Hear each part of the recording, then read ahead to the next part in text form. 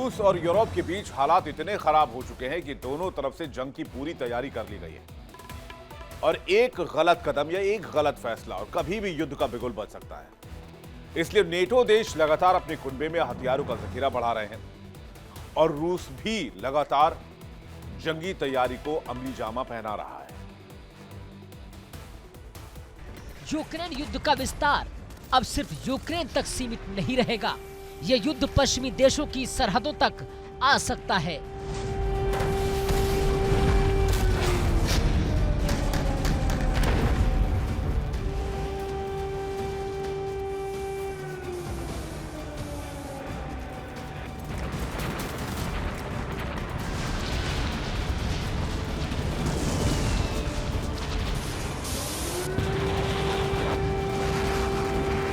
और कभी भी इसको लेकर जर्मनी के रक्षा मंत्रालय ने एक सनसनीखेज रिपोर्ट जारी की है।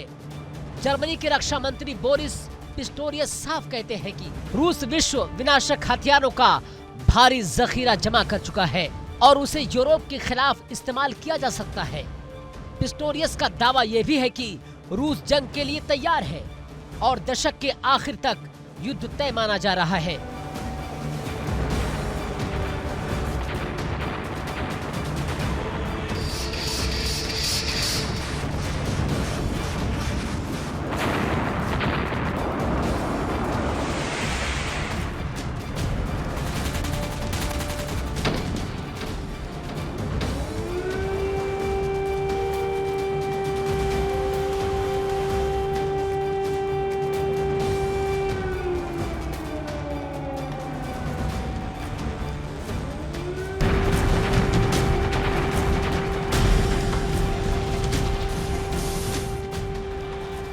यानी सवाल ये नहीं कि युद्ध होगा या नहीं, सवाल ये है कब होगा। हालांकि क्रेमलिन ने इन तमाम दावों को रूस विरोधी उन्माद करार दिया।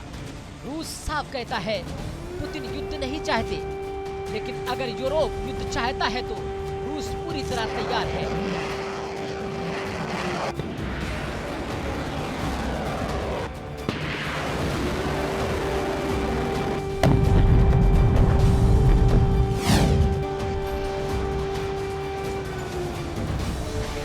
यूरोप के देश रूस को सबसे बड़ा खतरा मान रहे हैं और इस डर को अब सरकारी दस्तावेजों में दर्ज किया जा रहा है।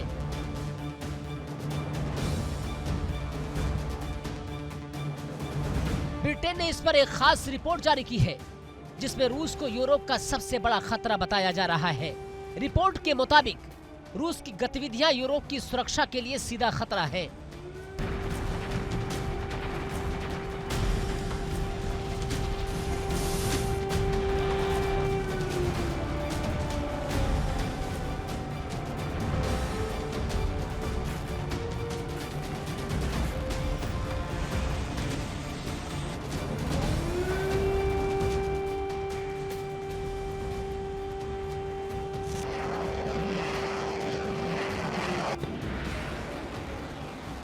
ब्रिटेन का दावा है रूस आपराधिक गिरोहों के जरिए प्रॉक्सी ऑपरेशन चला रहा है, यूरोप में तोड़फोड़ कर रहा है, अस्थिरता फैला रहा है और कभी भी साजिश के तहत सीधा हमला कर सकता है। दावा यह भी है कि रूस ने यूरोप में हाइब्रिड वार का दूसरा चरण शुरू कर दिया है।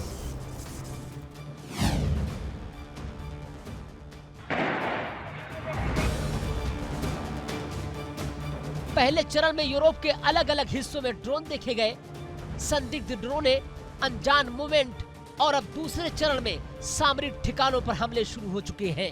और यही वजह है कि नेटो का सबसे शक्तिशाली देश अमेरिका पूरी तरह अलर्ट मोड पर है।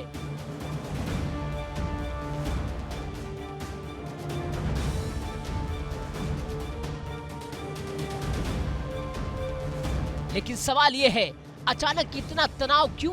दरअसल इस पूरे टकराव की जड़ में है यूक्रेन। यूरोप के देश यूक्रेन को हथियार दे रहे हैं, रूस पर हमले करवा रहे हैं और साथ ही रूस की अर्थव्यवस्था को घुटनों पर लाने की कोशिश कर रहे हैं।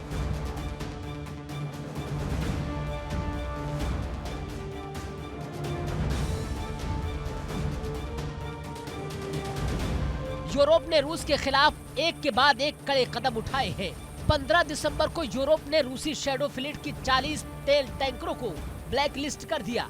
इन पर आरोप है पहचान छिपाकर रूसी तेल की तस्करी, गैर कानूनी गतिविधियां और युद्ध को फंडिंग। ये कदम सीधे तौर पर यूक्रेन को मदद पहुंचाने के लिए उठाया गया था। दावा यह किया जा रहा है कि रूस के मुकाबले यूरोप के पास आधुनिक हथियारों की भारी कमी है, इसलिए अगर युद्ध हुआ तो नेटो को डर है कि कहीं हार का सामना न करना पड़े। यूरोप के सभी देश एकजुट तो हैं, लेकिन डोनाल्ड ट्रंप यूरोप से दूरी बना रहे हैं।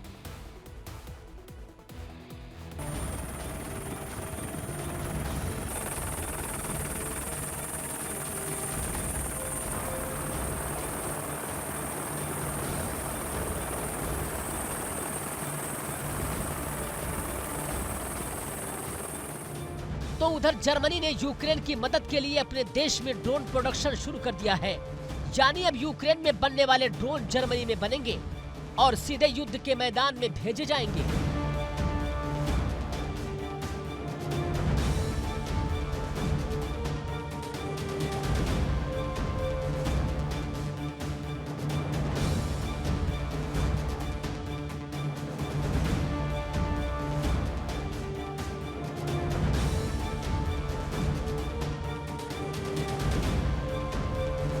जर्मन चांसलर साफ कहते हैं यूरोप को युद्ध की ओर धकेलने के लिए सिर्फ पुतिन जिम्मेदार है। उनके मुताबिक यूक्रेन और यूरोप का भविष्य साझा है, इसे अलग अलग नहीं देखा जा सकता।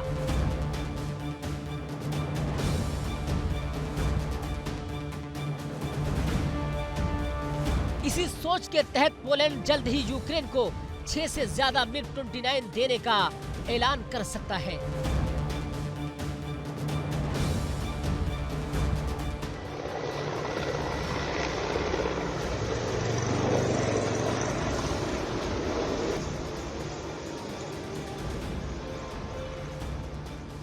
लेकिन हकीकत इससे कहीं ज्यादा खतरनाक है। सच्चाई ये है, रूस के मुकाबले यूरोप के पास आधुनिक हथियारों की भारी किल्लत है।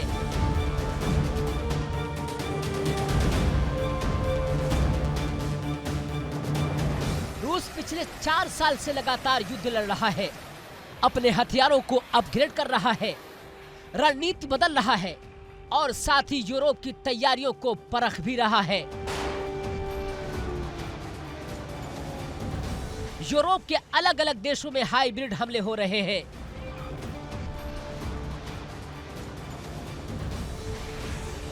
और नेटो देश अब खुद को असुरक्षित महसूस कर रहे हैं। यूक्रेन युद्ध अब यूरोप के लिए रणनीतिक गलती बनता जा रहा है।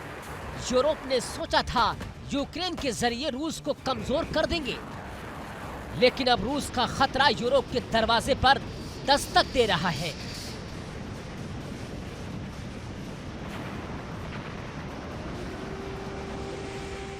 इसलिए यूरोप के सभी देश अब एकजुट होकर रूस से टकराने की तैयारी में हैं। लेकिन हालात और भी जटिल हैं। डोनाल्ड ट्रंप यूरोप से दूरी बना रहे हैं, अमेरिका की प्राथमिकता बदल रही है और ऐसे में यूरोप अकेले रूस से युद्ध नहीं लड़ सकता, और अगर लड़ेगा भी तो खामियाजा यूरोप को सबसे ज्यादा भुगतना पड़ेगा। तो सवाल यही है, क्या ये सब वर्ल्ड वॉर 3 की उल्टी गिनती है या फिर दुनिया एक बार फिर आखिरी पल पर जंग टाल देगी? यूरोप अलर्ट है, रूस तैयार है, अमेरिका सतर्क है और पूरी दुनिया सांस रोके अगले धमाके का इंतजार कर रही है।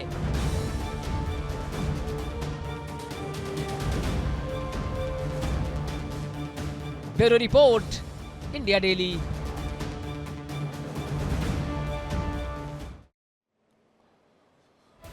वही युद्ध का एक और मोर्चा तैयार हो रहा है वेनेजुएला और अमेरिका के बीच। ट्रंप का आक्रामक रुख साफ कर रहा है, वेनेजुएला पर कभी भी हमला हो सकता है। कैरिबियन सी में अमेरिकी एयरक्राफ्ट कैरियर, फाइटर जेट्स और मरीन कमांडोज की तैनाती कर दी गई है। नाकाबंदी, तेल टैंकरों पर छापा और मादुरो पर प्रेशर। चेतावनी नहीं है, सीधा संदेश है कि युद्ध की दहलीज पर खड़ा है वेनेजुएला।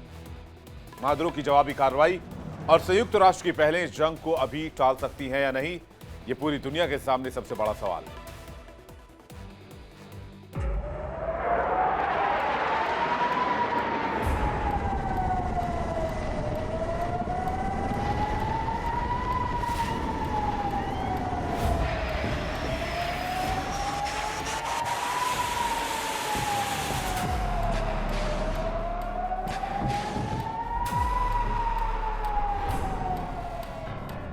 कैरिबियन सी आज शांति का समुद्र नहीं, ये युद्ध का फ्रंट लाइन बन चुका है।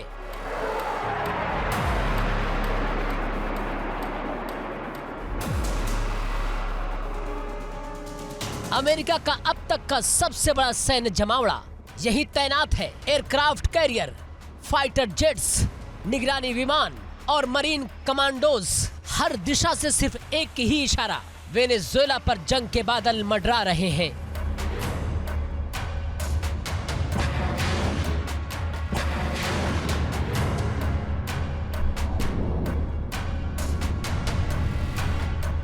वेनेजुएला के बॉर्डर के पास लगातार अमेरिकी फाइटर जेट्स आसमान चीर रहे हैं।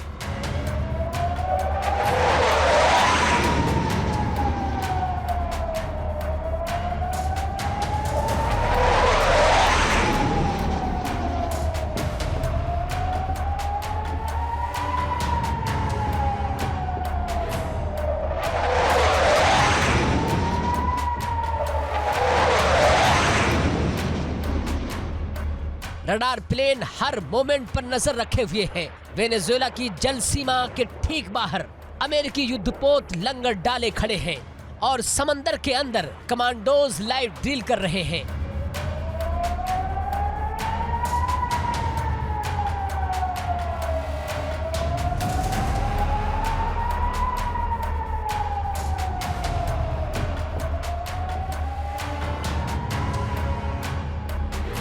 यानी साफ है, ये कोई चेतावनी नहीं, ये युद्ध की तैयारी है। अब सवाल ये है, अमेरिका अचानक इतना आक्रामक क्यों है? जवाब है निकोलस मादुरो।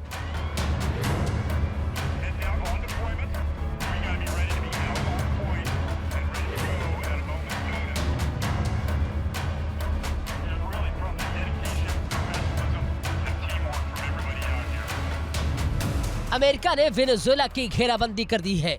मादुरो सरकार को आतंकी संगठन करार दिया है और अब तेल टैंकरों की आवाजाही पर पूरी तरह रोक।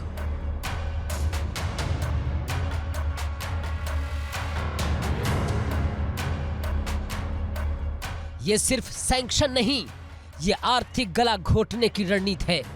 डोनाल्ड ट्रंप ने मादुरो पर दबाव सबसे खतरनाक स्तर तक बढ़ा दिया है।